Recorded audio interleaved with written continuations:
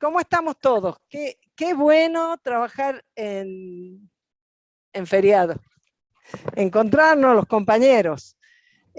Me ofrecí a hacer una charla sobre el funcionamiento del Poder Legislativo, pensando sobre todo en cómo había sido para mí cuando en el año 97 entré a la legislatura por un bloque minoritario y no entendía nada, no sabía nada, nunca había estado en un organismo público, en alguna clase de gestión, y encima no tenía buenos contactos con la gestión de gobierno, que en ese momento era de la Rúa, después fue Ibarra, o sea, todo mal. Pero bueno, aprendí algunas cosas, y como siempre, terminas de aprender cuando te vas yendo. En los últimos 6 años, bueno, no sé, yo no tenía que empezar, ¿no es cierto? Que empiece la Sisi. Listo. No, no tenías que empezar vos, Pimpi. Ya está, no dije Tenías que nada. presentarte, sí. No digo nada. ¿Y ahí me están escuchando ustedes? Sí, sí, ahí sí, está. sí, Para poder hacerte la presentación, Pimpi, para Te estábamos contarle esperando, pero no te que sos la escuchábamos. presidenta del partido Principios y Valores de Capital Federal. Pimpi fue secretaria de Defensa del Consumidor, subsecretaria de la Defensa del Consumidor durante los últimos 5 años de Guillermo Moreno, en la Secretaría de Comercio. Antes fue presidenta del Consejo Nacional de la Mujer y el de la Niñez, con Néstor y Cristina, ¿no? Kirchner. Desde 1997 hasta el 2003 fue legisladora de Capital Federal, y en las listas, o sea, por la lista de Gustavo Vélez. Y en los últimos 6 años ha sido jefa de asesores de la senadora nacional Beatriz Mirkin. Es dirigente del Sindicato de Amas de Casa desde el año 1983, y en los últimos 12 años es la secretaria general de dicho sindicato. Así que con ustedes, la compañera Pimpi Colombo. No me apagues. No. Bueno.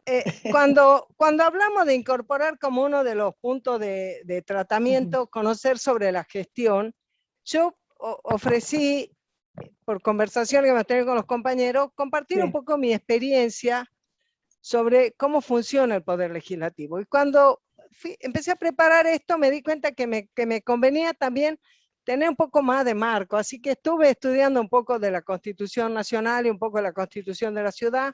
Si hay compañeros de otras provincias, no sé sobre los funcionamientos de todas las legislaturas, pero son bastante parecidos. Entonces, para darnos un poco de...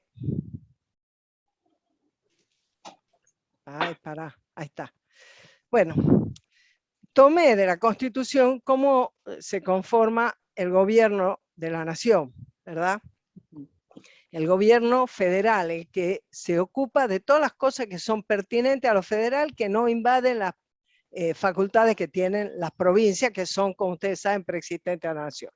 Entonces, en ese título que habla del gobierno se refiere al poder legislativo, al poder ejecutivo y al poder judicial. ¿Sí? Y también al Ministerio Público, que es una incorporación de la reforma del año 94, que supongo que cuando alguien explique sobre el funcionamiento del Poder Judicial y estas cosas, explicará mejor. Yo no lo sé explicar exactamente cuál es el rol del Ministerio Público, y no es el tema nuestro, ¿no? Bueno, en esta sección que hoy nosotros ya sabemos, ¿verdad?, que generalmente usamos la palabra gobierno para hablar del poder administrador, o sea, del ejecutivo. En realidad, el gobierno se conforma de los 3 poderes. Y esto es repetido en el orden nacional como en cada provincia y también en la Ciudad de Buenos Aires. Se integran los 3 poderes, cada uno con sus roles y facultades diferentes. Así como le corresponde al Ejecutivo ser administrador con su equipo de ministros, con su gabinete de ministros, secretarios, etcétera, y con todos los empleados públicos, le corresponde al Congreso de la Nación, con sus 2 cámaras, la de diputados y la de senadores, legislar, aprobar las normas, y le corresponde al Poder Judicial, desde la Corte y a los tribunales inferiores, hablando de los nacionales y los federales, le corresponde el verificar que esas normas que están vigentes se cumplan y actuar en consecuencia cuando no se cumplen. Estoy diciendo una obviedad que lo han visto en segundo año y tercer año de la escuela, pero bueno, ese es un poco el marco, ¿no es cierto? Y nosotros quedamos en que íbamos a hablar sobre el poder legislativo, que en el orden nacional está conformado por las dos cámaras, en la ciudad tiene solamente la legislatura. Ustedes saben que la posición de nuestro partido es que debería seguir siendo un consejo deliberante, es decir, un organismo legislativo de nivel municipal, porque esta discusión sobre el estatus de autonomía y demás que hace que entre a competir y quiera competir con el poder de la nación, es lesivo para el interés nacional. Pero nosotros hoy estamos más para ver en la práctica cómo esto funciona, ¿verdad? Bueno, la Cámara de Diputados está mal escrito acá, disculpen, son 257 los diputados de la Nación. Ellos representan al pueblo de las provincias y están elegidos en una proporción del tamaño de cada provincia. Los senadores, por su lado, son 72, son 3 por cada provincia, y esto es, es algo logrado a partir del acuerdo entre Menem y Alfonsín para la Constitución, la reforma constitucional del 94. Históricamente el Senado era completamente peronista, excepto por la capital federal. Era impresionante eso, o prácticamente. Y los senadores eran 2 por cada provincia, elegidos por las legislaturas provinciales. Desde el año 2001 es elecciones directas, pero el senador no es igual que el diputado. El senador representa a la provincia y al partido que lo postuló. Por ejemplo, para mostrarle qué significa esto, suponete que tenés elecciones nacionales y hay 2 partidos con distintos encabezamientos en la nómina, ¿no? En la boleta. Tienen misma lista de candidatos, tienen la misma. Cuando llegue el momento de computar, eso se suma. Eso se suma. Aunque hayan ido en campañas diferentes, con nombres de partidos diferentes, si la nómina es la misma, y eso obviamente tiene que estar acordado por ellos, pero te quiero decir, puede ocurrir. En cambio, en senadores, y ocurrió en el 2001, una interesante cosa el día que se les dé la gana estudiar esto, fue el caso de Vélez, que le ganó a Bravo, en lugar de la minoría, porque Bravo había ido con 2 partidos, pero esos 2 partidos no habían tenido voluntad de confluir. Y entonces, como no representaban no se podían sumar, porque eran 2 partidos que no estaban aliados. O sea, la representación de senadores es diferente. Y por toda la ingeniería de esta elección, los senadores se eligen 2 por el partido más votado y 1 por el que le sigue. O sea, si hay mayoría, 2 por la mayoría y 1 por la primera minoría, pero a veces no hay ninguno que sea mayoría, son todos minoría. La primera minoría lleva 2, la segunda lleva el que va, se dice el senador por la minoría. Pero eso no se puede renovar como se renueva diputado. Eso no se puede renovar como se renueva en diputado. En diputado se renueva cada 2 años la mitad de la Cámara, de esos 257, y se renuevan por mitades en cada provincia. Pongamos en capital, o se votan 13 o se votan 12, porque el total de representantes y diputados en capital son 25. Los senadores no podrían ser mayoría y minoría o primera minoría y segunda si se renovaran igual. Entonces el mecanismo de renovación en senadores es diferente. Se hizo en el 2001 un agrupamiento de 3 grupos de 8 provincias, se sorteó cómo se iba a hacer la renovación, y entonces hubo unos que renovaron a los 2 años, todos se votaron en el 2001. Otros que renovaron a los 4 años y otro grupo renovó a los 6. ¿Vos en qué año fuiste senadora, María Esther? En 2012. En el 2012. Bueno, ya ahí estaba estandarizado eso. Por ejemplo, este año, se renovó senadores en 8 provincias. Siempre que se renuevan es en 8 provincias, que fueron Tucumán, Catamarca, Chubut, Corrientes, Santa Fe, Mendoza, Córdoba, y me olvido de una que la tengo anotada acá.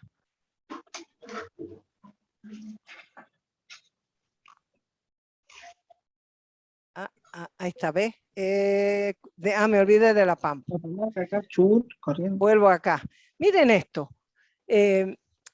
Como los diputados son por población, hay una proporcionalidad, aunque hay un mínimo de 5 diputados por las provincias que tienen menor población. Así todo, fíjense ustedes. La provincia de Buenos Aires tiene 70 diputados, la capital tiene 25, Santa Fe 19, Córdoba tiene 18, Mendoza 10, Tucumán tiene 9, ¿no? Fíjense ustedes, esas 1, 2, 3, 4, 5, 6 provincias, bueno, o 5 provincias y la capital, reúnen 151 diputados nacionales. El 58% de los diputados nacionales. El 58% de los diputados nacionales están concentrados en 6 provincias. En seis jurisdicciones. Las 18 restantes se distribuyen en 106. Eso hace que, por supuesto, la situación de la Cámara de Diputados es de una consolidación de la inequidad territorial que tiene la Argentina. Por eso el Senado, que uno tiene un poco el concepto de que, como es el más formal, más de los conservadores y todo eso, sin embargo, en el Senado es donde está la expresión mayor de la diversidad de nuestro país. Las condiciones para ser diputado nacional también la habrán estudiado ustedes, tenés que tener 25 años, tenés que tener 4 de ciudadanía en ejercicio, y esto debe estar referido al hecho de que puede ser ciudadano naturalizado, alguien que no nació, y entonces tiene que ser por lo menos haber sido ciudadano desde por lo menos 4 años antes. Y tiene que tener por lo menos 2 años de residencia inmediata en el distrito por el que se postula. Duran 4 años, se pueden reelegir sin limitaciones y lo que les decía hace un rato, se renuevan por mitad de cada 2 años.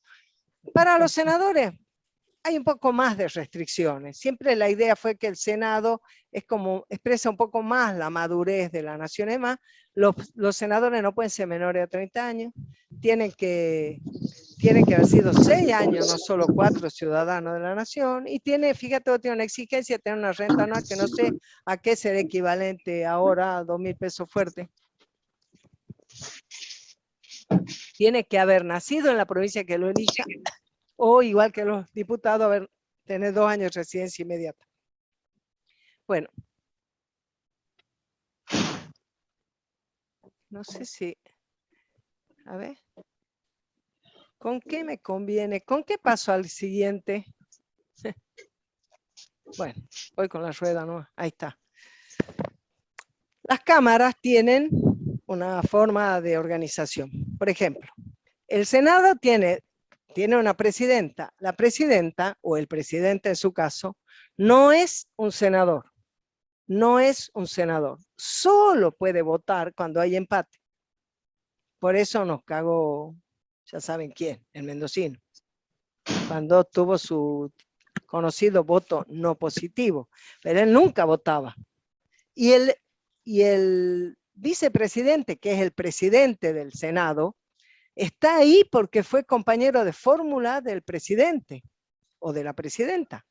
Por lo tanto, él está ahí como en representación del Ejecutivo. No preside el Senado, pero no es un senador. Bueno, en el caso del Senado, la presidenta es la que lo administra además. En el caso de la Cámara de Diputados, el presidente o la presidenta sí es un diputado, en este caso Massa. Ese sí es un diputado, por lo tanto vota todas las veces. Y si hay empate, él tiene doble voto. Igual que en el caso del Senado, es administrador de la Cámara. En el caso de la legislatura, por ejemplo, el presidente o la presidenta fue hasta ahora, creo, Santilli, ¿no? Santilli era el vicejefe. Él era el presidente de la legislatura, pero no es un legislador, es como en el caso de la Cristina. No es legislador, solo vota en caso de empate. Pero en la legislatura, no se admitió, cuando se hizo el reglamento y todo eso, o no sé si está en la Constitución, creo que en el reglamento, el administrador del presupuesto de la legislatura no es no es el vicejefe de gobierno, el vicepresidente primero, es votado por el cuerpo. Siempre en todas estas organismos, y yo pienso que en las provincias debe ser más o menos lo mismo, hay una secretaría parlamentaria, es el área de la organización del cuerpo que trata todo lo que tiene que ver con lo estrictamente legislativo. Recibe los proyectos, los deriva, eso quiere decir resuelve los giros de los proyectos, los gira a las distintas comisiones de asesoramiento que tienen según el tema de que se trate, según lo que establezca el reglamento del cuerpo que le corresponde a cada comisión abordar. La otra secretaría, muy importante, que no es la de fondo, pero que es la que hace que, digamos, es la que lubrica el funcionamiento de la cosa, es la Secretaría Administrativa. Siempre esos cargos están naturalmente asignados a la propuesta del bloque mayoritario. Se ocupa del pago de los sueldos, de las gestiones, de que tengan las cosas, que si hay que arreglar las computadoras, que funcione la luz, que funcionen las cosas. Es el sistema circulatorio. No es lo de fondo, pero sin eso no se puede andar. En el Senado y en la legislatura, y no sé si en diputado, hay una tercera secretaría que ahora no sé cómo se llama. En la legislatura se llamaba como de relaciones o algo así. ¿No te acuerdas cómo se llamaba la de Torre, María Esther? La secretaria tenía Torre. Bueno, no sé, pero no era constitutiva de la cosa. Se creó más bien por equilibrios políticos, ¿no? Y hoy día como que Sí, yo recuerdo que estaba la secretaría, viste que estaba la parlamentaria, administrativa y la secretaría, cada una tenía una pro. Claro, pero había una tercera, que estaba Torre, el salteño, por el bloque de los salteños. Bueno, pero no importa, esa fue una cosa que surgió más por razones de equilibrio político. La comisión más importante en cualquiera de los cuerpos legislativos es la que se llama de labor parlamentaria. Esa existe siempre. La preside quien preside el cuerpo. Es la que organiza cómo funciona, cuándo va a haber sesión, si la integra. Quien preside el cuerpo está siempre el secretario parlamentario, porque es el que trae cómo está la situación, qué dictámenes se han aprobado en las distintas comisiones, qué demandas se traen, se han recibido ahí, y además la integran todos los presidentes de bloque. Todos los presidentes de bloque. Se reúne el día antes de una sesión, funciona la labor parlamentaria. A veces no solo por eso. A ver. Los bloques son la organización política de los legisladores. Originalmente, en cada momento de elecciones, los bloques lo integran las personas que compartían una lista. Pero ya hace rato hasta ha intervenido la justicia para dirimir los debates sobre esto. Cuando alguien se va de un bloque digamos, del bloque formado por el partido con el que él ingresó, bueno, como ya la justicia ha determinado que las bancas son de las personas que fueron elegidos, si vos te vas de tu bloque, te vas con tu banca y qué sé yo. Después y formás un bloque propio, te cambiás a un bloque de otro, o armás un nuevo bloque, o haces un interbloque, que es un funcionamiento en conjunto de distintos bloques. Pero bueno, en definitiva, son los bloques los que negocian en labor parlamentaria qué se va a tratar, qué no se va a tratar, a qué se le va a dar importancia, cuánto tiempo va a durar, cuántas personas van a poder hablar. La reglamentación de funcionamiento de cada sesión también tiene sus cosas, que yo no las he anotado acá, pero por ejemplo, se va a tratar un dictamen, estamos hablando de leyes principalmente, ¿no? Pero cuando se va a poner a consideración, quien presenta el tema generalmente es quien preside la comisión, pero probablemente quien ha tenido la iniciativa también hace una exposición especial. Los bloques tienen un tiempo y una cantidad de personas que se tomó por acuerdo cuántas personas van a hablar en cada tema. En fin, se organizan las reuniones aunque uno la ve por la tele, a veces parecen un quilombo, siempre se organizan. No es que no le permiten a los legisladores hablar tantas veces como se les dé la gana, aunque a veces parece que sí. ¿Cómo hacen los legisladores para hablar tantas veces como se les dé la gana? Dice, pide una interrupción al compañero, al senador que está hablando, y entonces el senador le concede la interrupción y habla en el tiempo del otro. Pero no es que te anotás indefinidamente como si fuera una asamblea de la universidad. A pesar de que a veces parece mucho quilombo, tienen toda una estructura para funcionar y tienen reglamentos que tienen que seguir para asegurarse que las leyes que están aprobando después no sean objetadas en su legalidad.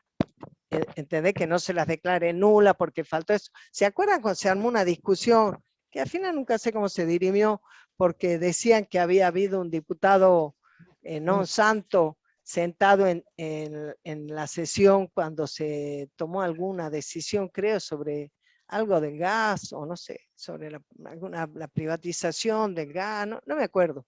El No sé, diputrucho, aquel que le viejo, llamaban el diputrucho, exactamente. ¿no era Porque de la reforma laboral? no, eso fue otra cosa. Lo de la reforma laboral fue las coimas del Senado. No, la Banelco, pero no había. No sé. A mí me quedó como que fue para la privatización de YPF, pero no estoy 100% segura. Bueno, no lo sé para algunos, pero bueno, eso nunca se comprobó completamente en realidad. Nunca se comprobó, pero había la denuncia de que alguien se sentó ahí y en realidad no era diputado. Ahora todo eso es más difícil porque todo está más controlado, grabado, filmado, visto, transmitido por la tele y demás, ¿no? Pero lo que les quiero decir es que las sesiones tienen un orden. A su vez, para llegar los temas a las sesiones, primero han tenido que pasar por las comisiones de asesoramiento permanente. Esto vale para todas, ¿no? Sea diputados, sea senadores, sea la legislatura. Cada uno de ellos en su reglamento ha establecido cuáles son las comisiones de asesoramiento permanente que va a tener. Yo les digo, son 46 en la Cámara de Diputados, más 30, 20, no sé cuántas de las que se llaman especiales, que no son, ponerle una especial, es la que se hizo para investigar lo del Ara San Juan, por poner algo que es muy próximo. No es que, ¿entendés? No es que había una comisión siempre. Hay otras que son bicamerales, como por ejemplo las de seguimiento de la deuda, o las de aprobación o no sobre los DNU. ¿Has visto? Los DNU tienen los decretos de necesidad de urgencia, son los escasos, llamémosle entre comillas, situaciones en que el Ejecutivo se arroga una facultad legislativa. Así como la legislatura, cualquiera sea, no puede administrar, el poder administrador no debe legislar. No voy a decir no puede porque legisla, sí, pero no debe legislar. Excepto, está todo arreglado, que tiene que ser bajo condiciones de que no se pudo. Por ejemplo, esos 116 que aprobaron en dictamen el otro día, es porque muchos de ellos, no sé si todos, pero muchos de ellos fueron decisiones que se fueron tomando respecto, medidas que se tomaban en el marco de la cuarentena, la pandemia, las medidas de los protocolos, todos esos quilombos. Entonces, bueno, no se convocaba, no era un proyecto de ley cada vez, pero los DNU tienen fuerza de ley, excepto que las dos cámaras los volteen. Aún así, si los voltean, no es que pierde efecto duran mientras duran, o sea, los DNU son vigentes, ¿no, María Esther? Son vigentes, y si se lo voltean las dos cámaras, porque tienen que voltearlo a las dos cámaras, si una lo acepta, chao, fue. Pero no va a invalidar lo actuado antes. Estoy diciendo bien, ¿verdad, María Esther? La María Esther es auditora externa en esta charla, porque ella ha estado 6 años en el Congreso. Bueno. Así es. y esto es como una nota de color o de sentido común. Yo anoté aquí que cuando las comisiones de asesoramiento permanente están integradas por los diputados o los senadores, o en el caso de los legisladores, que cada bloque manda. Las comisiones tienen un tamaño, tienen 15 personas, 12, 8, depende, que eso depende de distintas cosas. Está establecido. Y entonces se integran con más o menos expresando la misma proporcionalidad que el cuerpo tiene, o sea, respetando la representatividad que esos legisladores tienen. Estoy diciendo todas cosas que son muy obvias, ¿no? Pero bueno, funciona así. Y por supuesto, sus autoridades son senadores o diputados, en su caso, elegidos por los propios integrantes de las comisiones, que también se acuerdan, también se conversan antes de llegar a la reunión, se conversan entre los bloques. Entonces, yo anoté aquí algo que no está en ningún reglamento, pero está en el sentido común de la gobernabilidad. Todas aquellas comisiones que son esenciales para la gobernabilidad, como puede ser la de presupuesto, la de acuerdos, que tiene que ver con la designación de embajadores, jueces, ascensos militares y demás. Los asuntos constitucionales, la justicia, la bicameral. ¿A dónde me fui hoy? Me fui a...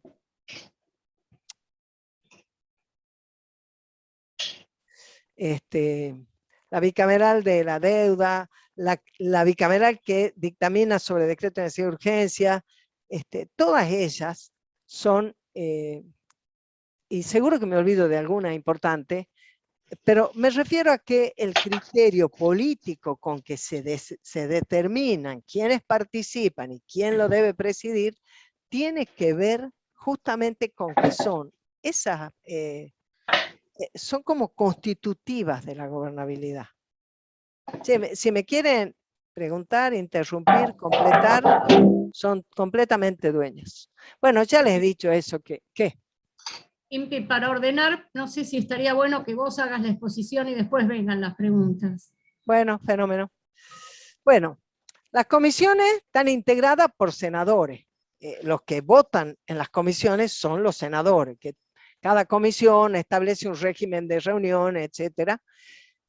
Y ya les digo, se cita reunión. El poder que tiene para organizar los debates el presidente o la presidenta de cada comisión es muy importante, porque las comisiones solo debaten el temario para el que han sido convocadas. Y quien determina cómo es el temario para el que ha sido convocada es el que las convoca, que es el presidente de la comisión. Por supuesto que depende cómo son las relaciones entre los bloques, del momento político, de si son temas urticantes o más o menos, si son temas que tienen mucho consenso, son de conflicto.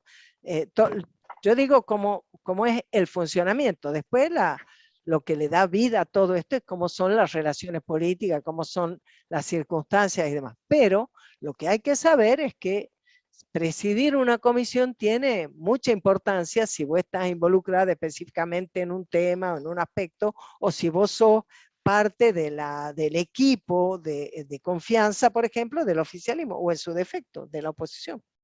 Generalmente los vicepresidentes de las comisiones son de otro partido, o sea, se arma de manera que toma nota de la representatividad y del hecho de que es un cuerpo colegiado que finalmente va a votar, y cuando vote se va a imponer la mayoría como corresponde, pero que en general va a estar procurando darle mucha carnadura a cada cosa, sobre todo cuando se trata de las votaciones que son importantes. Entonces, para que la reunión de la comisión sea posta y sea válida, se tiene un temario, se tratan los temas.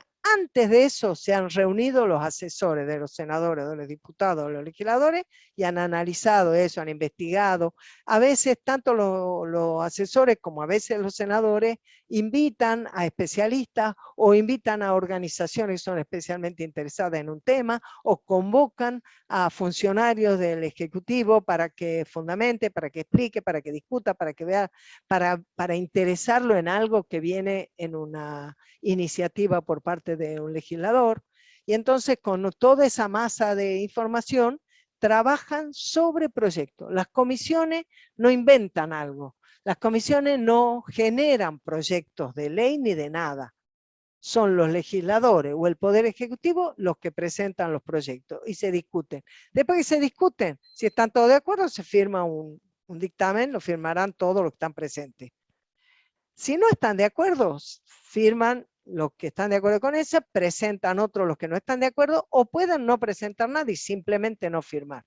Pero para que el dictamen pueda ir a tratamiento en sesión, tiene que tener por lo menos un número suficiente. El número suficiente es como el quórum.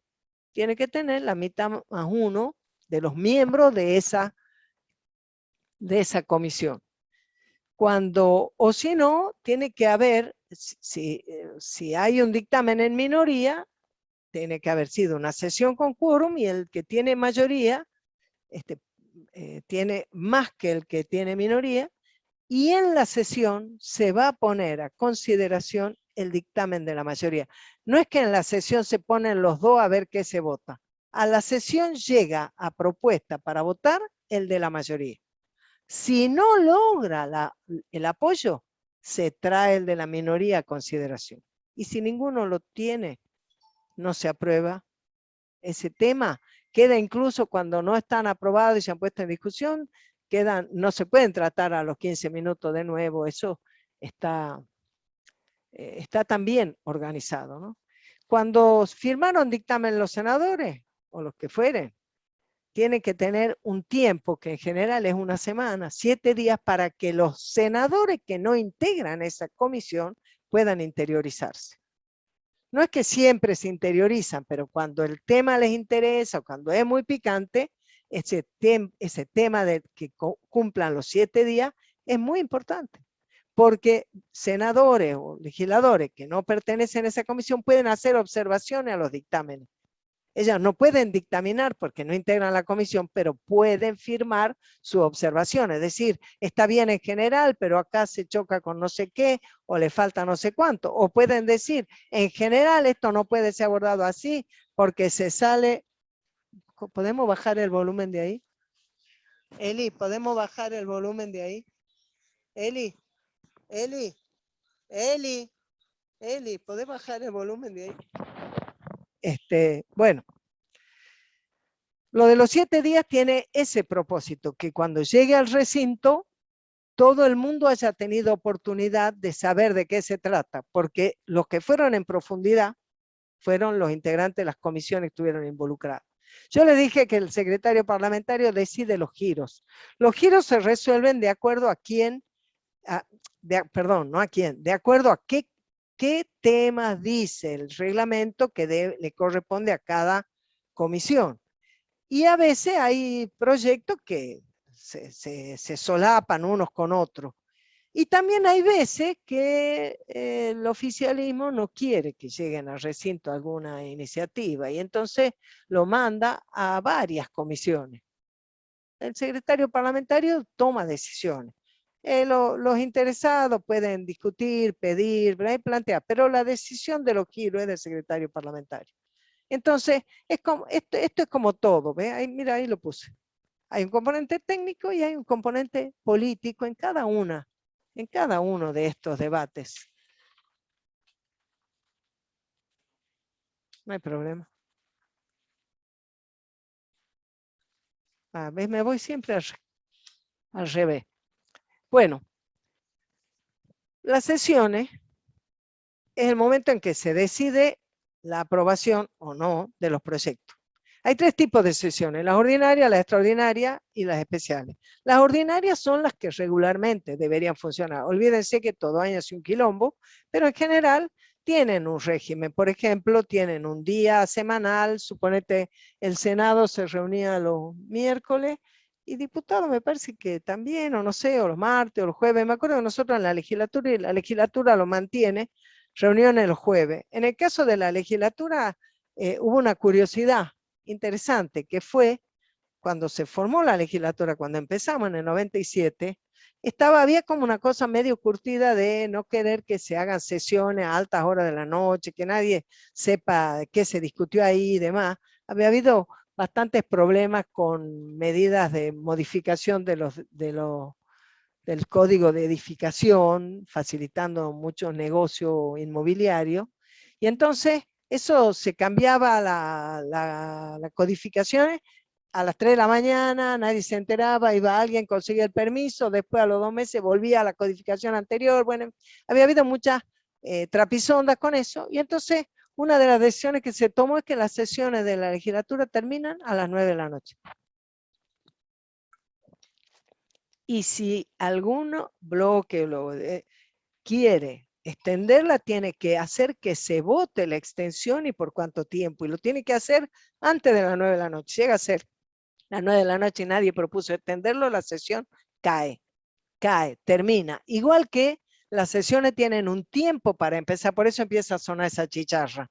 Y si no empieza en un tiempo, la sesión cae, no vale.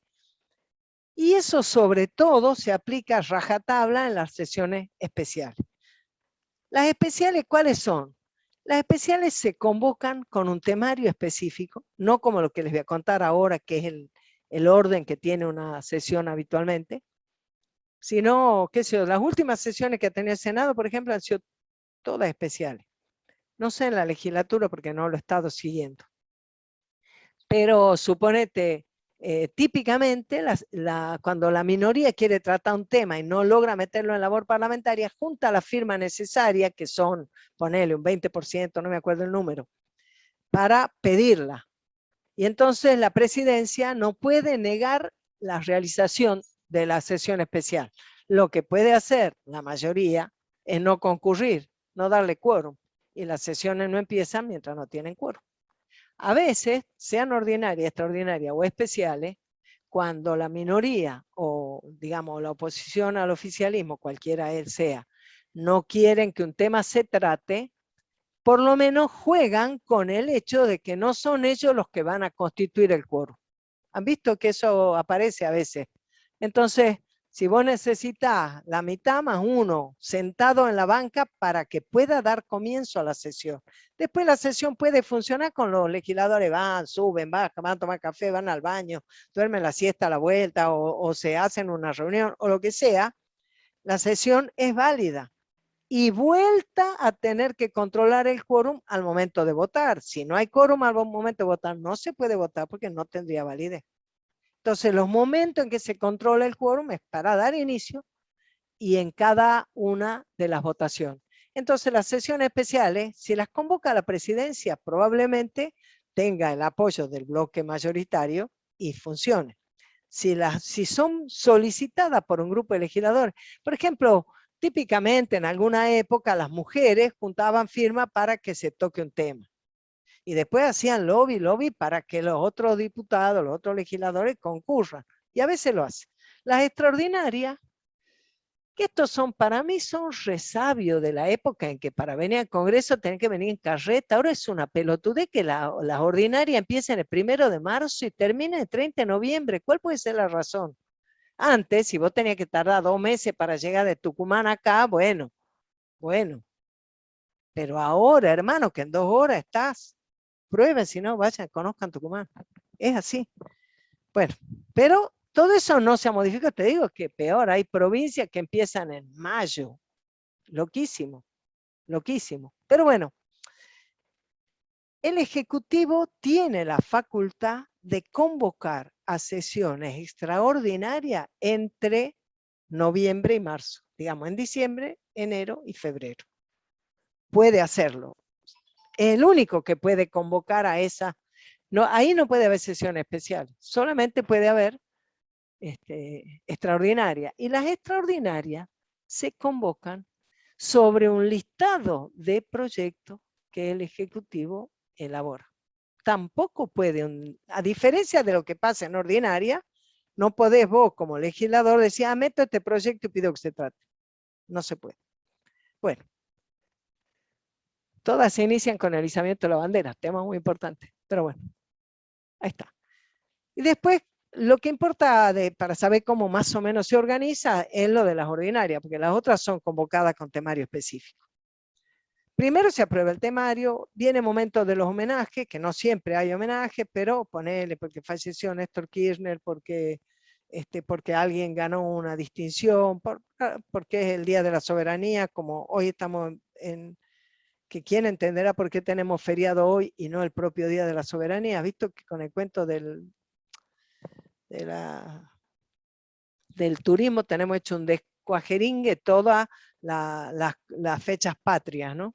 Bueno, los homenajes. Los homenajes se acuerdan en la reunión anterior de labor parlamentaria. No es que después cualquiera va, habla y demás, porque si no se trae problemas.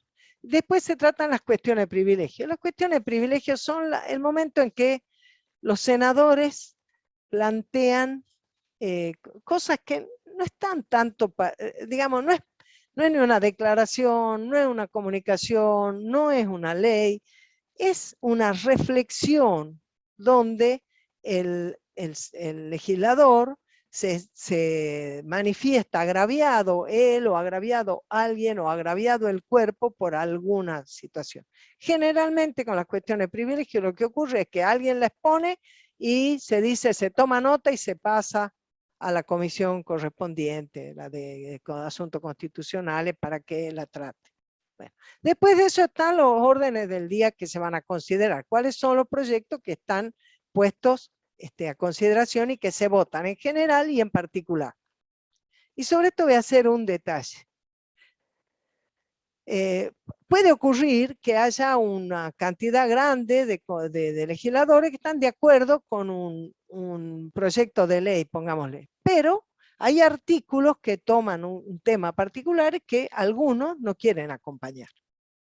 Puede llegar a ocurrir que se apruebe en general y que en particular no se alcance los votos necesarios. Y entonces esa ley que se está tratando queda sin esos artículos. Pero puede ocurrir también, por supuesto, que se vota en general y en particular, y a veces cuando no hay ninguna observación, cuando están todos de acuerdo, hacen un paquete y dice se vota en general y en particular se hace una sola votación. Pero son dos conceptos diferentes. Uno aprueba la ley en general y después va en particular. A veces, cuando van muy de apuro, que ha pasado a veces, o porque alguien del oficialismo, casi nunca esto ocurre con el que no tiene mayoría para que lo que se vaya a votar, ¿no? Pero pongámosle, hay un tema que le interesa, pero que no lo han alcanzado a elaborar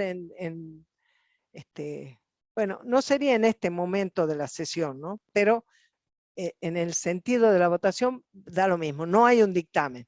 O hay un dictamen, pero hay muchísimas cosas que se quieren cambiar en particular. Entonces se aprueba en general, pero después lo que termina resultando de esa ley que se aprobó en general es diferente, porque se le fue introduciendo muchos cambios. Si logra los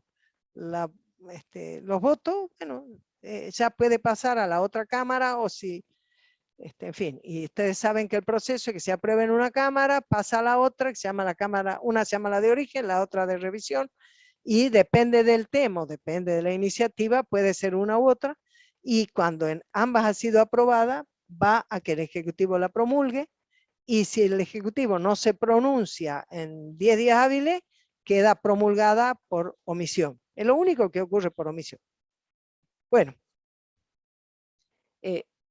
yo les iba a decir que en realidad no tiene que ver con este momento, tiene que ver con el momento de funcionamiento de las comisiones, que hay algo que omití decirles, que es que uno puede, por ejemplo, firmar un dictamen con disidencias parciales. ¿Qué quiere decir? Que uno está de acuerdo con que la ley, ¿sí? Pero este artículo lo haría así, este otro artículo tal otro, aquel no lo pondría, disidencia parcial.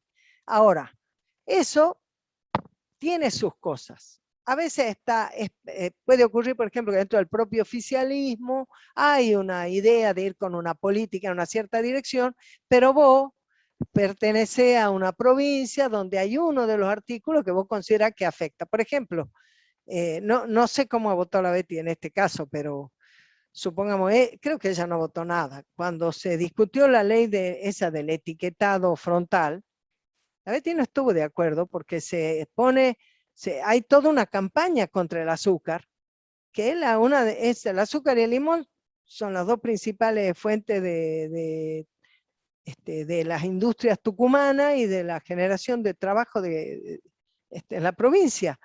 Y sin embargo, por ejemplo, no se pone la sal por no perjudicar el trabajo en otro lado, o no se pone no sé qué respecto del vino, porque los mendocinos no sé cuánto. Entonces la Betty dijo, no, yo no pienso votar eso, porque eso va en contra de los intereses de mi provincia, por más que el bloque que ella pertenece lo votaba. Entonces, puede ocurrir que tenga muchos artículos de esa ley con los que está de acuerdo en general, y pero dice en esto no apruebo. Creo que en el caso no, la Betty no votó nada del etiquetado frontal, porque además toda la argumentación de la salud y demás, bueno, Tucumán está escaldado de los siglos que hay ataque a la industria azucarera, y que hay políticas que han destruido Tucumán favoreciendo los grandes ingenios de Jujuy y demás. Eso ya pasó con la dictadura del 66 y demás. Pero nosotros tuvimos nuestro bloque en la legislatura, una de las primeras votaciones, más creo que todos los 11 que éramos legisladores ahí, todos éramos neófitos. Había muchos que habían sido, Beria había sido ministro, Enrique Rodríguez había sido ministro, Abel Fleita había sido secretario de Justicia, o sea, muchos de ellos tenían mucha experiencia, no era mi caso. Muchos tenían mucha experiencia, pero ninguno había estado en un cuerpo legislativo. No era así vivaracho, pícaro, de conocer cómo moverte. Y entonces, una de las cosas que se discutió y llevó muchísimo laburo fue el Código Contravencional. Y una de las cosas que ocurría es que el Código Contravencional tomaba decisiones porque la Constitución de la ciudad, por ejemplo, había eliminado los edictos policiales. ¿Qué quiere decir? Había prohibido la Constitución que la policía tomara detenida a la gente por contravención o lo que sea. Entonces, el código era muy importante porque establecía un procedimiento para lo que son contravenciones. Uno de ellos era el tema del comercio sexual en la vía pública. Bueno, resulta que nosotros, bueno, yo no, pues yo no estaba en esa comisión, pero nuestro bloque firma el dictamen en general con disidencias parciales, porque había puntos que nosotros no estábamos de acuerdo. Imagínense, un código de contravenciones, tenía, no sé, 200 artículos, y nosotros había algún capítulo con el que estábamos en disidencia con los progresistas, con los radicales. Bueno, ¿qué pasó?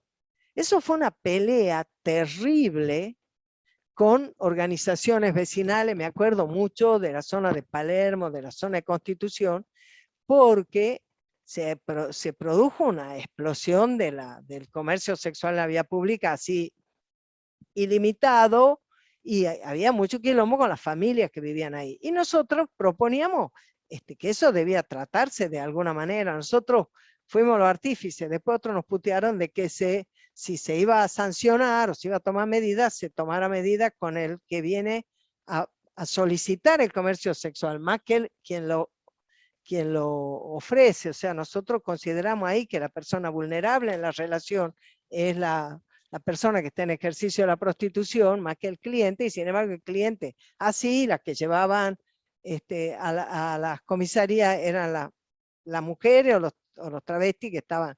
Bueno, el asunto es que nosotros quedamos atrapados como si hubiéramos votado todos lo mismo. Ahí aprendimos nosotros, esto sobre el cuero, aprendimos que cuando el tema es muy importante para vos, vos no podés votar con disidencia parcial, vos tenés que tener tu propio dictamen, que es lo que yo hice cuando se votó la ley de salud reproductiva. Y los tuve toda la noche discutiendo, porque les discutí en particular cada uno de los artículos. Algunas cosas conseguí, otras no conseguí, varias no conseguí. Y las conseguí después, 2 semanas después, cuando debía promulgarse la ley, porque Olivera, que era el jefe de gobierno, le dijo a su propio bloque que él no iba a promulgar la ley, que le iba a vetar. Y observaba las mismas cosas que yo había observado. Un día que tengan ganas charlamos sobre eso. Y la ley, hicieron ellos una ley modificando, poniendo las cosas por las que yo había peleado 2 semanas antes, pero abrazo partido, perdiendo todas las votaciones. Pero claro, el que tenía la lapicera era Olivera. Yo tenía un voto de 60 y nuestro mismo bloque no tenía una única posición al respecto. Yo estaba bastante sola. Pero no me importaba, ¿no? Así como no importa a nosotros ahora, da la batalla que crees que debes dar. Pero a lo que quiero decir, bueno, ¿para qué me voy a autoflagelar diciéndole que después nunca se me ocurrió capitalizar ese triunfo?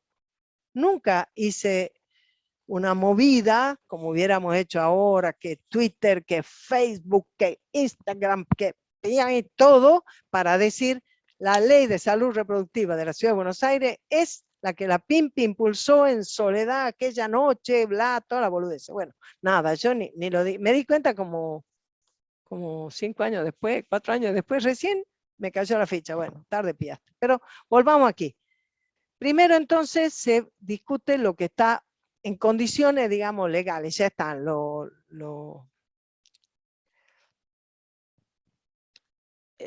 que está para... Ahí está.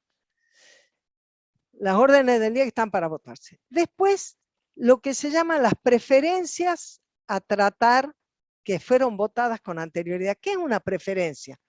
Una preferencia es una manifestación que el cuerpo hace, una decisión de establecer que un tema lo quiere tratar, ponerle dentro de la próxima semana no, pero dentro de 2 semanas, con lo cual le pone una presión a las comisiones que lo tienen que dictaminar para que traigan el dictamen.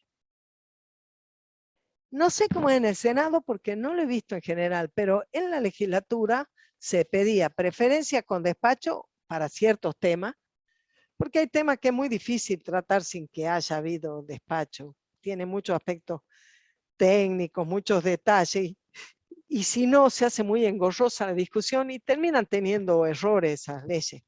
Pero hay otros temas que son mucho más sencillos. Entonces, en la legislatura nosotros podíamos pedir preferencia con despacho para ciertos temas, o podíamos pedir preferencia con o sin despacho. Con lo cual, lo que decíamos es, mira que en esa sesión se va a tratar. Si la comisión no se reúne, si el presidente se hace el burro, no llama, lo mismo va a estar en el temario. Después hay que juntar los votos. Siempre finalmente tenés que juntar los votos, pero el problema es que a veces vos podrías juntar los votos, pero no tuviste la precaución de pedir la preferencia. Entonces, si no pediste la preferencia, una cosa es que vos consigas los votos para aprobar una ley y otra cosa es que vos consigas los votos para incluir un tratamiento sobre tabla. Y ya voy a volver sobre eso. Bueno, entonces ahí se tratan las preferencias que estaban aprobadas. Después los asuntos sobre tabla. Primero los que en labor parlamentaria se acordaron. Y después se pusieron de acuerdo. Y después, si algún legislador propone algo, a veces sí, a veces no. Lo importante es que ningún tratamiento sobre tabla, los acordados o los no acordados, se puede hacer sin la votación de 2/3 partes de los legisladores que están presentes. Bueno, eso es muy importante y eso es una cosita que por ahí uno debería ver. Vos tenés quórum es la mitad más 1. Aprobación regular, ordinaria de las cosas es la mitad más 1 de los presentes. Entonces piensen en esto. Si vos en la legislatura de la ciudad tenés 60 legisladores, con 31 tenés quórum. Cuando tenés quórum con 16, se discutirá si con 16 o 17 tenés la mitad más 1. Por lo tanto, vos podés tener leyes aprobadas válidamente, perfectamente, con 17 legisladores en la ciudad. ¿Estamos? Hay temas que requieren mayoría especial. Por ejemplo, para poder tratar sobre tabla necesita 2/3 de los presentes.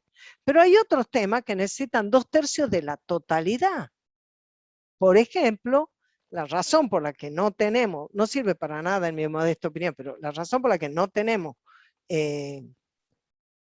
defensor del pueblo de la nación es porque la Constitución determina que tiene que tener 2/3 partes de los miembros presentes de ambas cámaras para que se pueda elegir.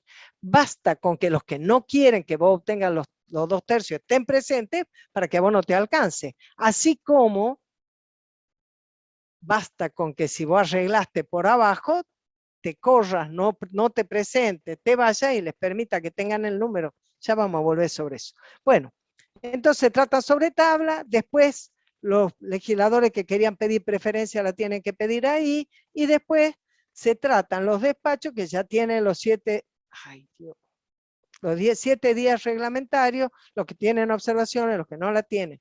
Generalmente son declaraciones, comunicaciones o resoluciones. Todos estamos claros que la principal función del Congreso es la aprobación de leyes. Pero estamos hablando de funcionarios que a su vez son representativos de su pueblo, de su provincia.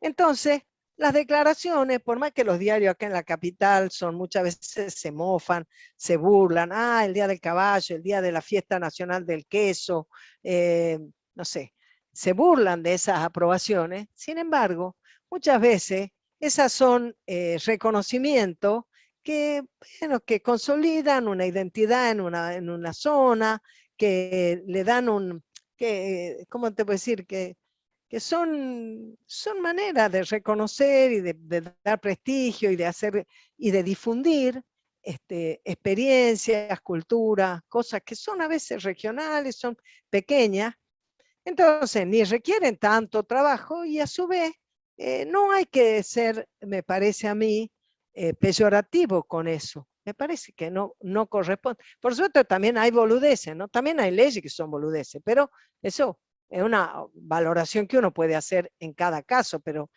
el hecho de que se hagan declaraciones no es en sí mismo una cosa como para menospreciar. Hay comunicaciones que son cuestiones que el cuerpo quiere manifestarle al Ejecutivo. Podría ser incluso una comunicación donde le demande que reglamente una ley que ya fue aprobada, que tiene tanto tiempo y que al faltarle la reglamentación hay cosas que no se pueden operativizar o lo que sea. Ustedes saben que la reglamentación es una responsabilidad del Ejecutivo, pero nunca puede, salvo que seas Macri, nunca puede cambiar el sentido de la ley. Macri hizo una recontra inconstitucionalidad cuando aprobó en la reglamentación de la ley ómnibus, donde se hacía el blanqueo, permití que los parientes blanquearan. Eso está fuera de la ley. Bueno, y resoluciones, ¿sobre qué se votan resoluciones? Las únicas resoluciones que puede votar el Congreso, digamos, los diputados o los senadores o la legislatura, son aquellos que se refieren a ellos mismos. El legislativo no puede resolver sobre otros poderes, solo puede resolver sobre sí mismo. Por ejemplo, una resolución es la elección de quienes son los secretarios parlamentarios y administrativos y los prosecretarios. Y un detalle que me decía la maestra recién, los prosecretarios generalmente se le concede al bloque que sigue. Bueno, ya hemos dicho que se originan esto me parece que de esto ya lo hemos dicho, y bueno, una cosa que tiene que ver con la política y no con los reglamentos es que los proyectos vienen del Ejecutivo, son los que tienen tratamiento a la brevedad, a veces a la demasiada brevedad, a veces sin casi siquiera una discusión, pero tiene la lógica de que dijimos al principio, el gobierno es uno, y constituido por 3 poderes de los cuales cada uno tiene algo que hacer. Por ejemplo, el legislativo también tiene una función de control, que me parece que al final no lo he puesto aquí, lo anoté anoche, pero creo que al final no lo puse aquí, que la ejerce a través de la Auditoría General de la Nación, y en la ciudad también. Y ese organismo de control tiene mayoría que responde a la conformación de la Cámara de Senadores, pero tiene un presidente que es propuesto por la oposición.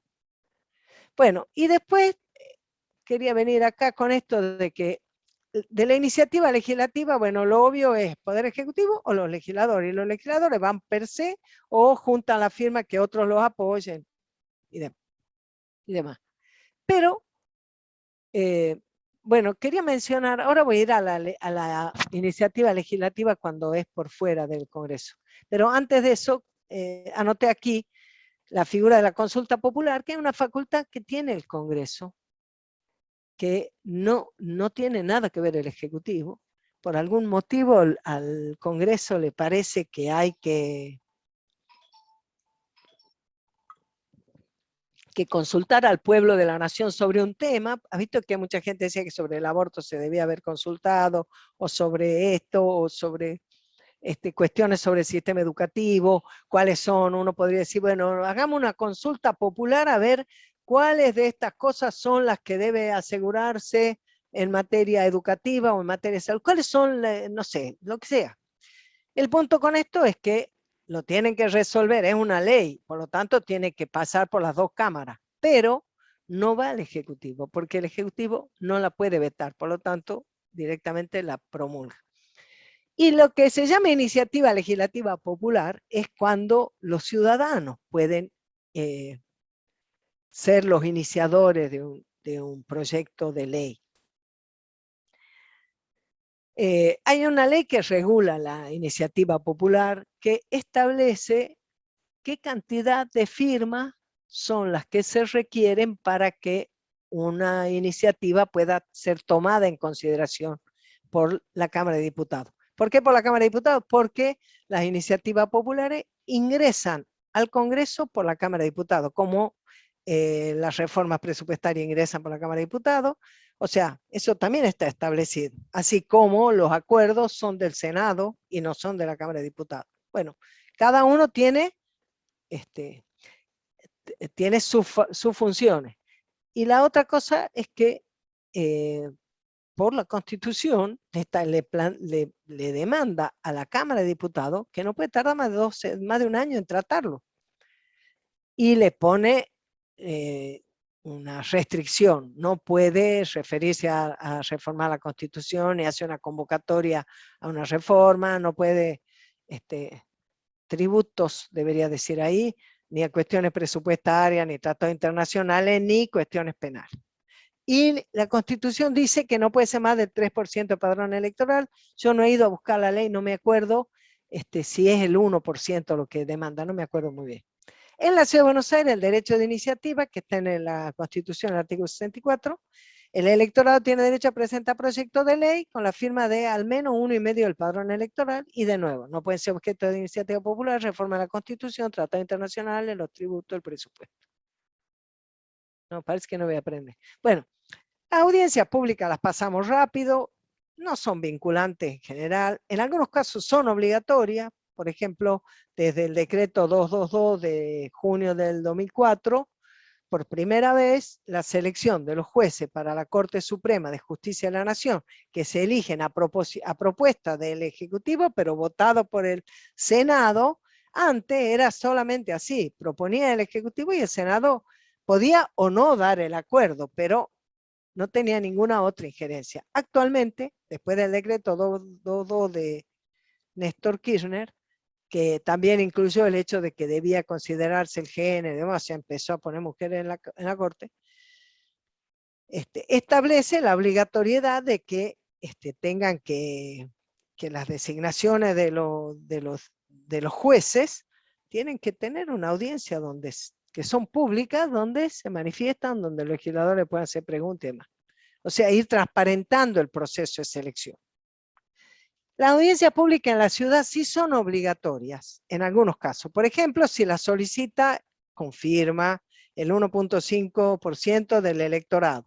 A veces ocurre, por ejemplo, un barrio que no quiere que hagan determinada cosa en su barrio y juntan firmas.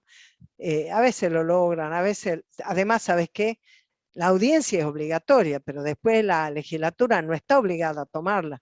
Yo nunca sé bien si cuál es Villa del Parque o cuál es, pero ¿dónde fue que estuvo la discusión y se perdió respecto de hacer el paso que dejaba afuera, vos, Nidia, te tenés que acordar, que dejaba afuera a los comerciantes de la zona, porque le San enchufaba... Martín, ¿no fue por ahí, por Villa Devoto, por esa zona? Es por ahí, pero no es Villa Devoto. Villa del Parque, es Villa del Creo Parque. que es Villa del Parque.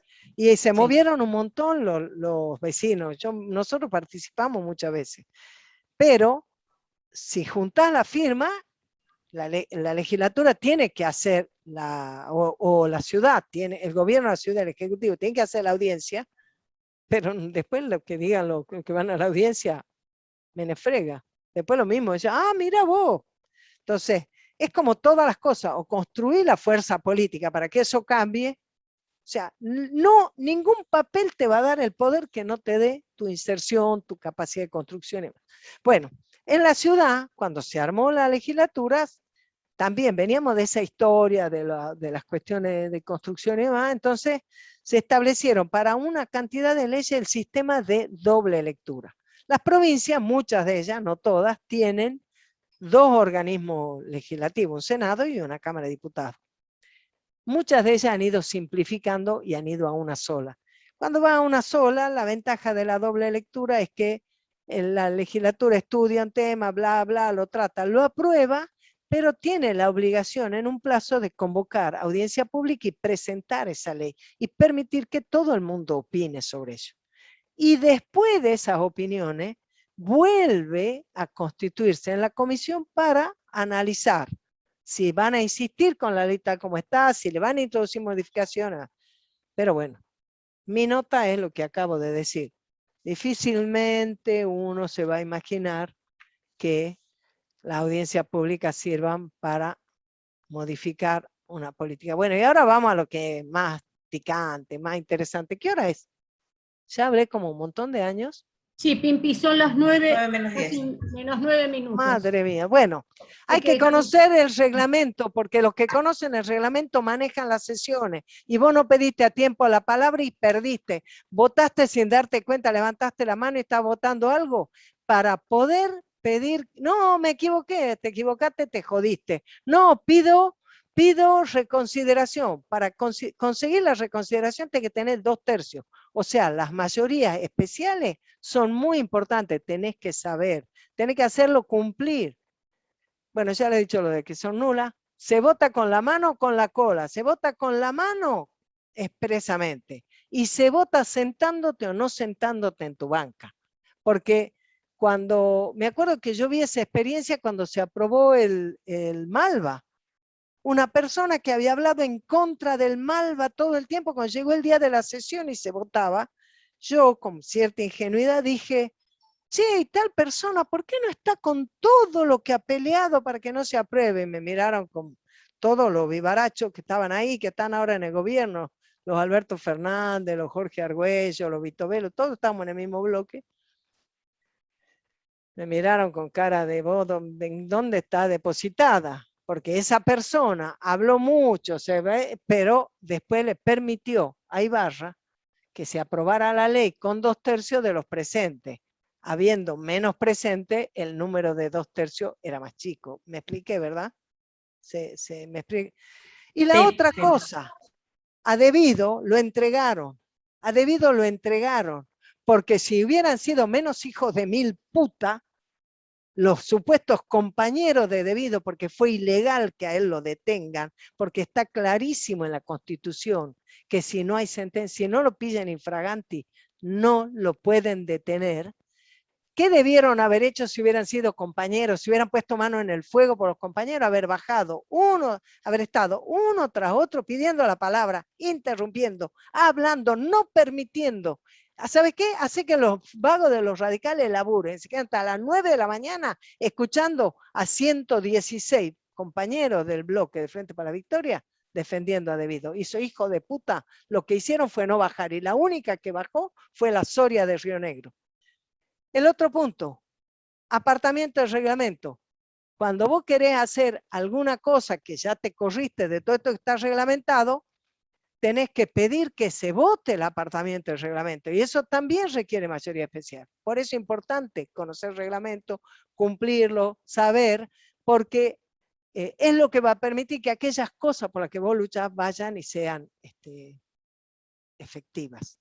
Y bueno, yo dije primeriar, estar atenta, ser la que primero se da cuenta para eso.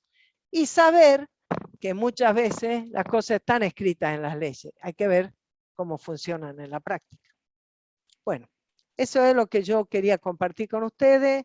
Entonces voy a ver cómo me voy de aquí. A ver, stop share.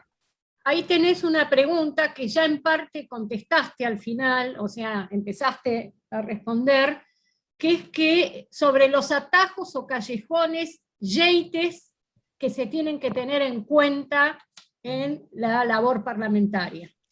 Todo eso que te digo, todo eso que te digo.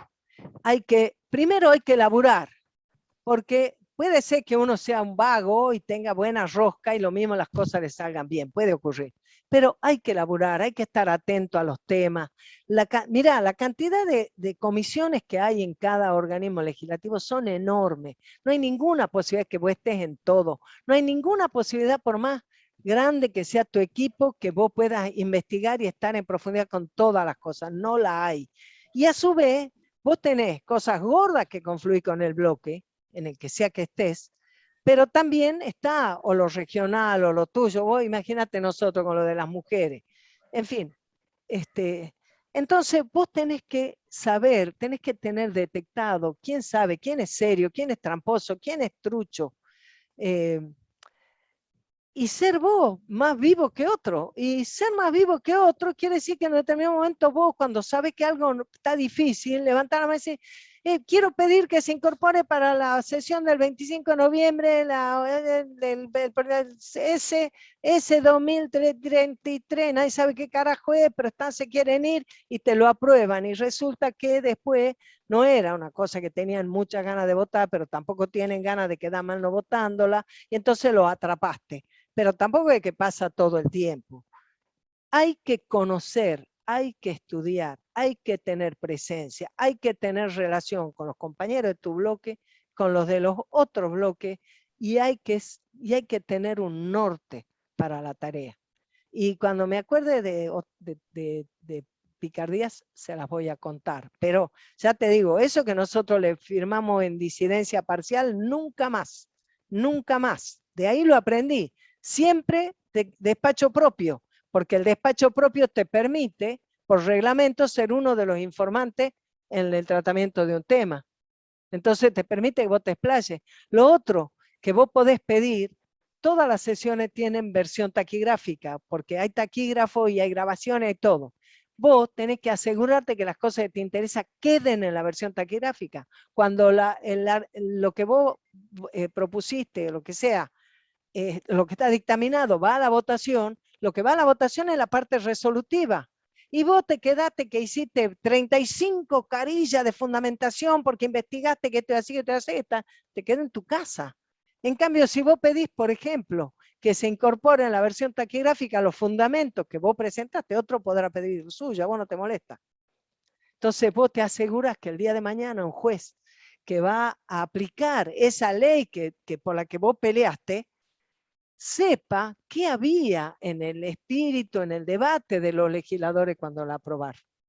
¿Entendés? Vos le das más argumento a los jueces para que esa ley sea aplicada en su esencia, en lo más importante que tiene. No sé si no me acuerdo de más cosas, por ahí había anotado, ¿ya ves? No, pero creo que primerial me había anotado, porque bueno, eso también... ¿Quién puede primeriar? Puede primeriar el que conoce, el que sabe. Yo te digo, Pichetto era un tipo para sacarse el sombrero. Bueno, capaz que la María Esther me putea, porque de ella las chicas dicen que es misógino, que es insoportable, y encima después ha ido con Macri. O sea, bueno, un quilombo, ¿no? Pero el tipo cumplió un papel conduciendo una bancada oficialista en su momento, y después conduciendo una bancada que era diversa, en medio de un desparramo, cuando él reunía un poco las necesidades de los gobernadores peronistas, que no tenían ni rumbo ni conducción, no había otra cosa. Y yo te digo, bueno, no cualquiera lo hace. Mayans es un compañerazo, hace 200.000 años está en el Senado, ¿sabes eso? Pero estamos acá en confianza. La conducción política del bloque hoy, ¿cómo se llama? El Frente de Todo, no es la presidencia del bloque, ¿no? No le voy a pedir a la María Esther que ella opine sobre eso, pero yo le digo, yo laburo ahí, Mayans es un divino, nosotros recontrabancamos Formosa. Y está muy bien que esté él, pero las decisiones del bloque... Impi, hay una pregunta que tiene que ver con el rol de la Corte Suprema. ¿Cuándo puede rechazar por inconstitucional una ley? Si siempre se expide o solo cuando va a objetar la constitucionalidad de una normativa. No, puede...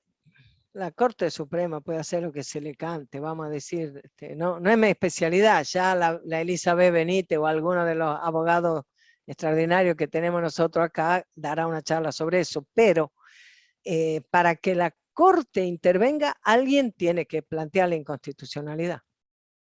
Tampoco casi nunca los jueces, creo yo, actúan per se de oficio, y mucho menos un poder metiéndose sobre otro, porque bueno, porque no corresponde.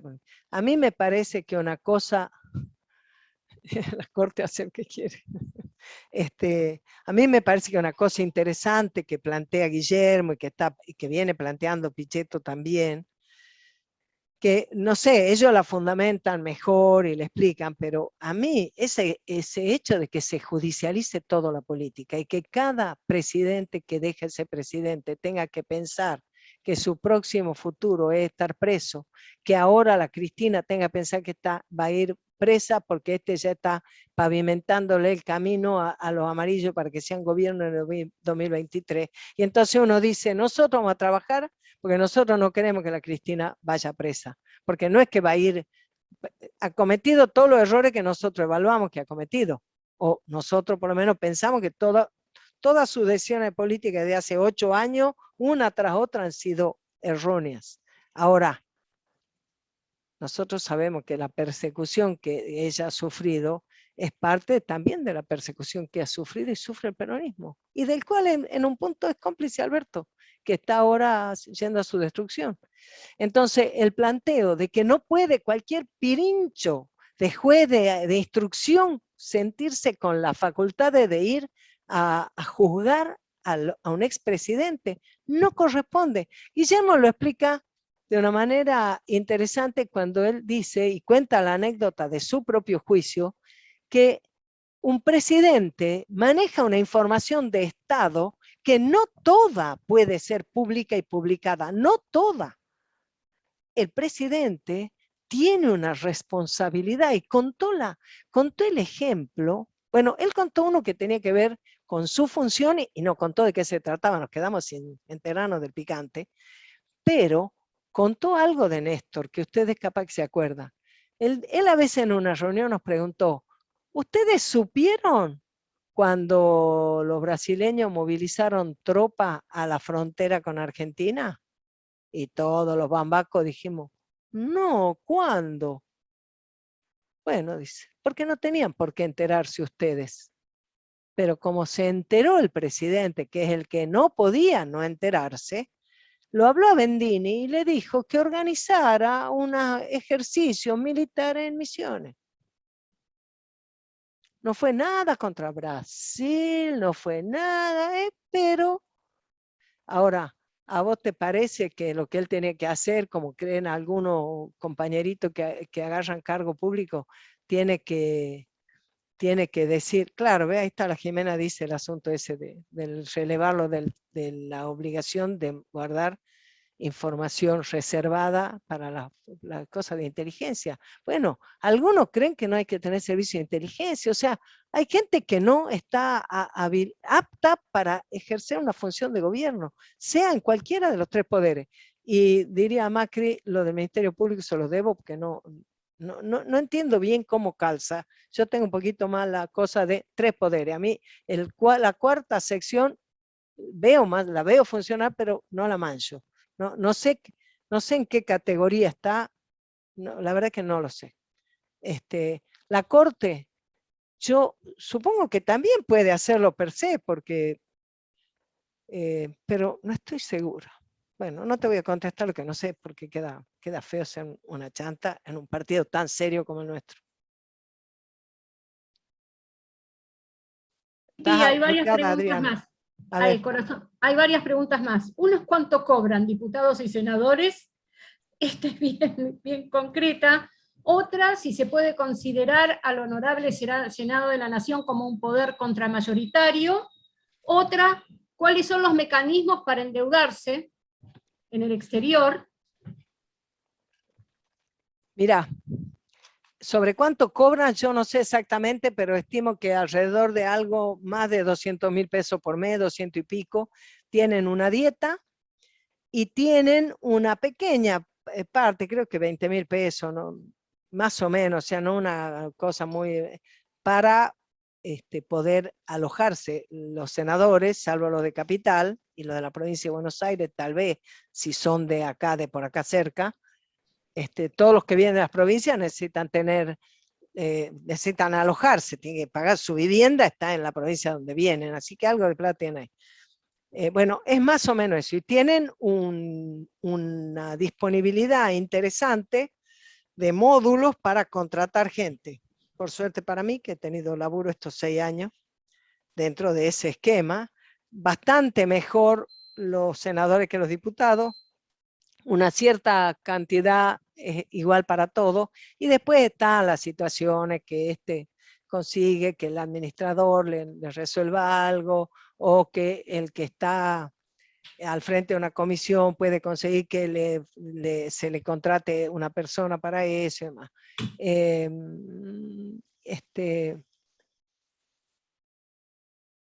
Cuando hablaste de las leyes que se aprueban con 2/3 solamente, no es que, no sé quién, pero alguien, Leonardo pregunta si la ley es más débil, no. Hay cosas que para ser aprobada alcanza con la mayoría simple de los presentes. Hay cosas que para estar aprobadas necesitan la mayoría absoluta de los miembros, o sea, como el quórum. Hay cosas que para aprobarse necesitan 2/3 partes de los presentes. Y hay cosas que para aprobarse necesitan 2/3 partes del total. Agarra, para no hacer enorme la cuenta, agarra la legislatura. 60, 31 el quórum, 16 la simple mayoría. Sí hay apenas quórum, pero simple mayoría, si hay 40, es 21. ¿Me entiendes? Ahora, 2/3 partes del total es 40, pero 2/3 partes, si hubiera 36, es 24. Ese le dejo de ejercicio matemático. 2/3 partes, si hubiera presentes 36, ponele, no le digo que saquen 2/3 partes de 31, porque no da exacto, es un problemita, pero pongámosle. Entonces, el asunto no es que es más débil, o se aprueba o no se aprueba, requiere ese número. Por eso es que el oficialismo, bueno, ahora el oficialismo en el Senado está jodido, porque ahora no va a tener ni siquiera, después del 10 de diciembre, ni siquiera quórum propio. Tiene probablemente buenas posibilidades de negociar con Beretilneck, muy buenas, pienso yo, de negociar con la misionera. Tan buena que el otro día le ha hecho aprobar, declarar no sé qué cosa nacional de una comida coreana, ¿no? Eso, obviamente que no será porque, no sé, eso tiene todo el tufillo de que esa persona ha hecho valer su voto y ha dicho, yo voy, te doy quórum o te voto tal cosa, pero yo demando que mi proyecto se trate. Eso, alguien me preguntó sobre las cosas que se hacen. Bueno, eso se hace todo el tiempo. De hecho, yo le digo a mi senadora que debería hacerlo un poco más, que ella debería decir, che, yo no le voy a dar un carajo de quórum si ustedes no me votan la ley para que las mujeres cobren el salario familiar en forma directa, para que pongan en tratamiento el registro de deudor alimentario, para que le den seguro de vida a las empleadas domésticas y no solo seguro por el trabajo, por la RT. Bueno, ya ahora no me acuerdo, pero tiene como 7 u 8 proyectos de ley que están durmiendo, o la tobillera, ¿me entendés? Que 3 veces fracasa en diputado. Hay un tema con la enorme presencia. Mira, un detalle, que no me lo han preguntado ustedes. La Constitución dice que la Cámara de Diputados debe actualizar en su número cuando crece la población. Ahora, ustedes piensen, llega a ocurrir eso y vamos muertos. Vamos muertos, porque ¿a dónde crece población en Argentina? En la provincia de Buenos Aires. ¿Entendés? Entonces, en vez de tener 70, van a llegar a tener ¿cuántos? Entonces, nadie hace ola con eso. Lo otro que no le he dicho, que, por ejemplo, cosas como esta. Como el quilombo de la coparticipación. La coparticipación, para modificarse, requiere que se llame una ley convenio. La ley de convenio es una ley que se aprueba en el Congreso Nacional, debe ser ratificada por cada una de la legislatura. Por lo tanto, tiene que haber un acuerdo de todas. Por eso no es posible. Porque es verdad que la provincia de Buenos Aires pone más de lo que saca. Es verdad que la capital, es verdad que Córdoba. Y entonces, si no, ocurriría, como decía Cavallo, que, bueno, hay provincias que son inviables, decía Cavallo. ¿Y eso qué significa? Nosotros somos un país que quiere ser viable, con toda su diversidad. Y la coparticipación tiene que tener el sentido de que quienes tienen mejores posibilidades pongan un poco más para que los que tienen menos tengan. Y les digo algo más, que tiene que ver con nuestra posición respecto de esta ciudad, que es la capital federal y no la capital de los que vivimos en la ciudad. Piensen ustedes que el grueso de las empresas grandes, sean financieras, sean industriales, sean de servicios, sean cualquiera, el grueso de las empresas tiene su sede ¿dónde? En la capital federal. Tributa ingreso bruto ¿dónde? En la capital federal. Pone requisito de que sus litigios se resuelvan ¿dónde? En la capital federal. Por eso en buena hora que los jueces nacionales, llamados nacionales porque están en la capital, no quieren ser, digamos, transferido a la ciudad de Buenos Aires. Y el grueso de los argentinos tampoco queremos que se los transfieran, porque no queremos que cuando haya una disputa de la Coca-Cola con en Tucumán, los jueces que vayan a intervenir sean solamente designados en la legislatura porteña. Queremos que esos jueces hayan pasado el filtro y el tamiz de ser analizados por todos los senadores de la Argentina. Bueno, no sé. Pimpi. ¿Sabés por qué era súper peronista? Porque la votaban en la legislatura, entonces en la legislatura de la provincia, que la mayoría eran peronistas, los que votaban eran los peronistas. En Salta pasaba una cosa muy loca, me acuerdo. Tenían 20 departamentos, ¿no? Y tienen, no sé si siguen teniendo, Senado y Cámara de Diputados. Y la lógica es la misma, diputado representa al pueblo, el senador representa la localidad en ese caso, ¿no? Tenían 20 departamentos. En la Cámara de Senadores en Salta tenía 19 peronistas y un radical. Siempre. El radical era el que elegía la capital. Todas las provincias, todas las localidades de la provincia de Salta votaban peronismo. Bueno, hasta que vinieron estos playitos superficiales a ir haciéndonos perder el sentido de la doctrina, de las medidas de fondo, ¿no? Pero vos me preguntás si el sistema de antes era mejor. Esto se hizo, digamos, Alfonsín le sacó todo lo que quiso a Menem, que Menem quería la reelección. ¿Qué le sacó? Metió la Defensoría del Pueblo. ¿Qué es la Defensoría del Pueblo? Es un organismo que tiene legitimación para representarte judicialmente si vos tenés una causa. Por ejemplo, nosotros en esta cuadra tenemos un quilombo de algo que es de norte, que es de sur, que alguien ha hecho algo y no nos da bola ni es de sur, ni el ENRE, ni esto, ni cosa. Vamos a la Defensoría del Pueblo. Entonces la Defensoría del Pueblo puede iniciar un juicio. Pero la Defensoría del Pueblo no te puede resolver el problema. Sin embargo, ha venido con tanta bombo y platillo que pareciera que ¡wow! ¿Entendés? Bueno, la Defensoría del Pueblo también forma parte de las facultades del Congreso, igual que la Auditoría General de la Nación. Entonces, ¿qué más consiguió? ¿Consiguió lo del Ministerio Público? ¿Lo consiguió Alfonsín? También con esa misma idea. Nosotros siempre vamos a perder las elecciones, dirían los radicales, entonces siempre los peronistas nos van a poner los jueces, todo. Le vamos a meter en el medio algo donde esté el Consejo de la Magistratura, haya un poco de mezcolanza de todo y le podamos negociar. ¿Qué más? El tema del tercer senador, hacían entrar los radicales al Senado, han entrado por eso, todo gestión Alfonsín, por supuesto. Bueno, qué sé yo, pero yo no te voy a decir que eso era peor, más. Los problemas que tenemos son más serios, los problemas que tenemos, yo creo, es que nos falta volver a las 20 verdades peronistas, a que el gobierno es esclavo de un pueblo libre, a que vos cuando tenés la lapicera no lo sabes en tu propio provecho, sino para el bien común, a que primero está la patria, después el movimiento y después las personas, a que vos trabajás por la justicia social, la soberanía política y la independencia económica.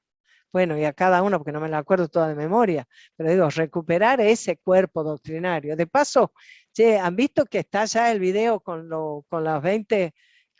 Muy bien, sí, te vi ahí, y a la Luciana, y a la Adriana, y a la Marta. Una buena cantidad de mujeres hubo ahí, ¿vieron? Eran 20 personas y 2 bolivianos, dirían en en Crónica. No, pero digo, de las 20 personas, por lo menos 9 mujeres conté. Estaba Alicia Recalde, estaba la changa de al apellido raro, la Maya de Judiciales, y otra changa que ahora no me acuerdo. La verdad, estuvo bueno. Bueno, yo digo que los problemas que tenemos son los de fondo. Lo que pasa es que, como en todas las cosas, tus problemas son de fondo. Vos tenés que saber manejar las herramientas para encararlo. Y un poco el propósito de este intercambio con ustedes era transmitirle mi experiencia. Yo entré tan cruda, tan paloma a la legislatura, que a veces me da, qué sé yo, diga, tantas cosas tal vez uno podría haber hecho mejor. No sé si se puede decir que el Senado es un contramayoritario, porque no es así. ¿Qué sería la mayoría? No sé qué sería la mayoría. Yo creo que el Senado es la verdadera expresión del federalismo en la Argentina. Antes, me acuerdo que en el Senado, antes, te hablo hace 25 años, ustedes no habían nacido, ¿no? Pero han visto que hay un hemiciclo donde se sientan los senadores, ¿no? Y por ahí vos ibas y veías los representantes de las provincias, otras que tenían que tener más de 30 años, parecía que tenían que tener más de 80, tenían 200.000 años cada uno, ¿has visto? Parecían, bueno, hoy eso está mucho más agilizado, hay chicas, chicas jovencitas y compañeros jóvenes, hay una mezcla. Y si volvemos a la doctrina, si nos ocupamos de los temas de fondo, yo creo que siempre vamos a tener la esperanza que no vamos a permitir que arrastre el peronismo. Pero bueno, no sé qué más. No, la fuerza de diputado no puede hacer que el Ejecutivo cambie de rumbo. El número puede hacer. Si vos con tus números podés no aprobarle lo que el Ejecutivo necesita, y bueno, algo podrás hacer. Pero mira, en el 2000, creo que fue en el 2009 o en el 2012, ¿cuándo fue el Grupo A? En el 2010, ¿no? 2009, 2010, Grupo A. En el 2009. En esa época, cuando estaba salió 2010. contra el INDEC, el grupo A en un momento planteó que no se hiciera el censo, o sea que estaba por ahí en 2009. Sí, tremendo. 2010. En la elección del 2009, ellos lograron un impulso y entonces se juntaban todos y iban contra el Frente para la Victoria. Entonces armaron el Grupo A, fue una vergüenza. El Grupo A era la negación de la política porque era una fuerza obstructiva. Todo era, nada que viniera del gobierno se aprobaba. ¿Qué tuvo que hacer la Cristina? Gobernar con DNU. Gobernar con DNU. De todas maneras, las restricciones sobre la aprobación de los DNU fue posterior a eso, justamente. Creo, si no me acuerdo mal. Pero bueno, siempre se trata de la política. ¿Qué país, qué proyecto de país tenemos?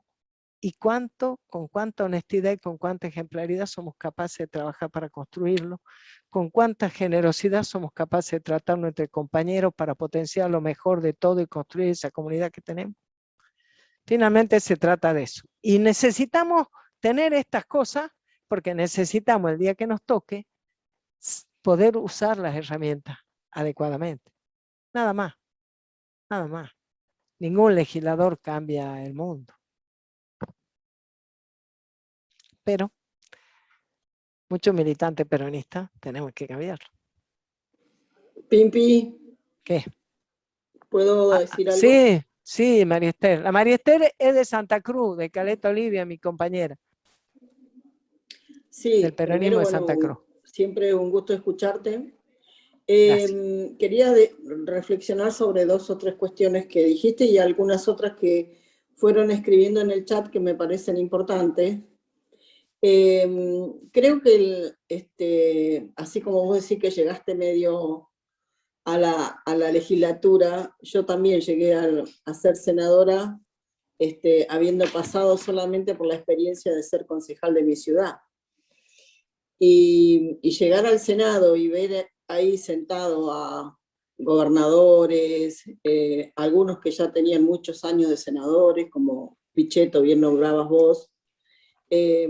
Bueno, fue una experiencia interesante, pero yo creo que los compañeros no tienen que perder la posibilidad de soñar con estar en ese lugar, porque hay que elegir compañeros que por sobre todas las cosas tengan valores y convicciones.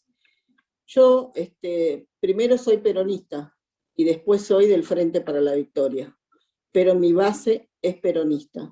Entonces me he planteado siempre en cada una de las discusiones con esos principios y valores con las que nos formamos, que es la doctrina peronista. Y es muy importante tener compañeros con convicción en esos lugares, porque cuando se discuten determinadas cosas, más allá de los acuerdos que por ahí hacen los gobernadores, o los acuerdos políticos que se hacen en las comisiones para sacar determinados temas, es muy importante, vuelvo a reiterar, que haya compañeros que tengan convicciones y valores, que hagan ver algunas cuestiones que muchas veces no se discuten.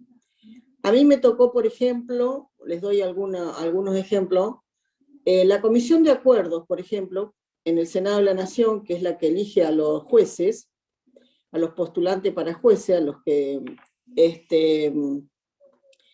se les hace una audiencia pública, ellos exponen su currículum.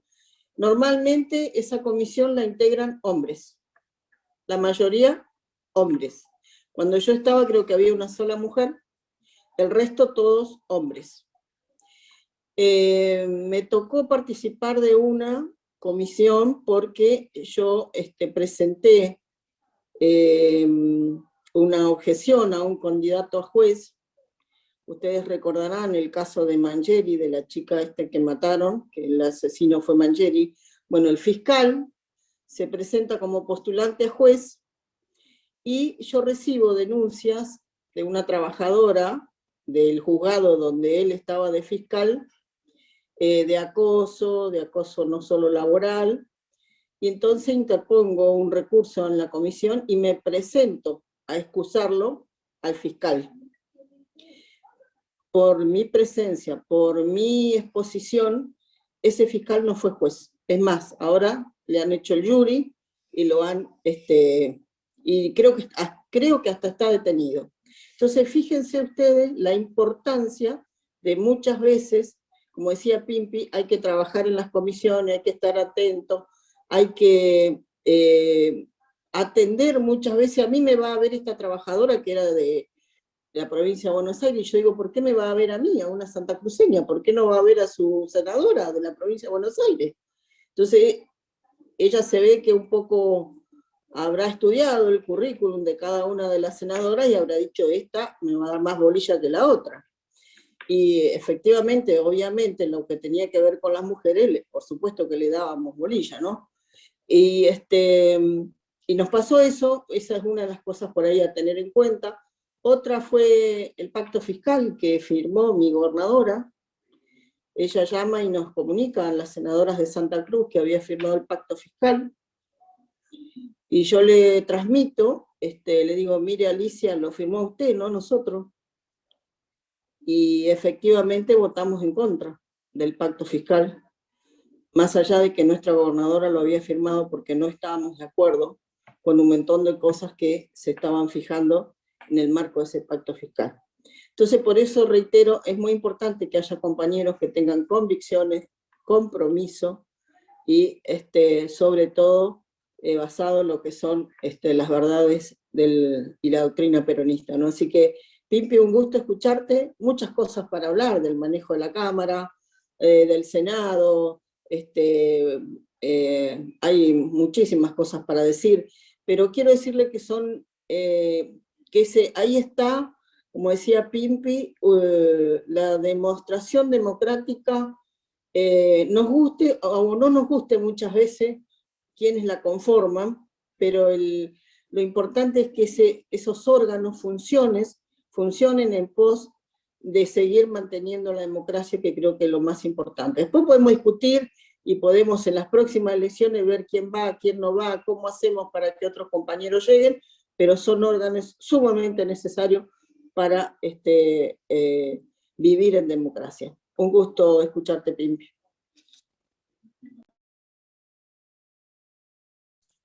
Muchísimas gracias, María Esther, por tus aportes. Pimpi, acá, Pimpi. Hola, ¿Me escuchás? Pimpi. Sí, Pimpi, ya. Escuchame una cosa, quedaría solo una pregunta y no sé qué Sí, ya podemos ir levantando. cerrando. Para que no empecemos a hablar de hambre, que ya queda feo, cuando uno ya empieza a hablar nada más que porque no comió, y eso. Me pregunta Claudio. Pimpi, ¿qué? discúlpame, hay Dale. un compañero que está preguntando sobre el endeudamiento. Y Eso, por qué ¿querés Macri... contestar Bueno, vos que sos más sabionda que yo? No, no es que sea más sabionda, pero a No, mí dije me tocó broma, ser... pero a ver. No, por supuesto. A mí me tocó ser miembro informante del dictamen de la minoría en contra del endeudamiento. Como ustedes saben, lamentablemente, Macri hace un acuerdo con Pichetto y ellos entienden que se debía negociar el tema de la deuda. Nosotros digo porque un grupo de senadores que votamos en contra, y que vuelvo a reiterar, me tocó ser miembro informante, no negábamos que había que hacer un acuerdo. Lo que sí negábamos que ese acuerdo era pésimo, que ese no era el acuerdo que había que hacer, mucho menos endeudándonos. Pero bueno, ellos jugaron también mucho con las necesidades de las provincias. El gobierno de Cristina y de Néstor venían ayudando muchísimo a las provincias. De hecho, el gobierno de Macri lo único que logró fue que muchas provincias se endeudaran en dólares, porque ese era el único aval que en definitiva le dieron a las provincias, y era una de las cuestiones que nosotros decíamos y que estábamos seguros que no iba a haber ninguna ayuda para las provincias. Y lamentablemente también tenemos que decir que muchos compañeros nuestros acompañaron y votaron el endeudamiento. Si no, no hubiera podido ser posible que el macrismo nos hubiera endeudado de esa manera. Pero vuelvo a reiterar, creo que muchos senadores, y no los voy a justificar porque cada uno cuando tomó la decisión lo hizo convencido de lo que hacía, pensaron en su provincia, pensaron en que tal vez iban a seguir teniendo la ayuda que venían teniendo de Cristina o de Néstor en su momento, y eso después obviamente no se cumplió.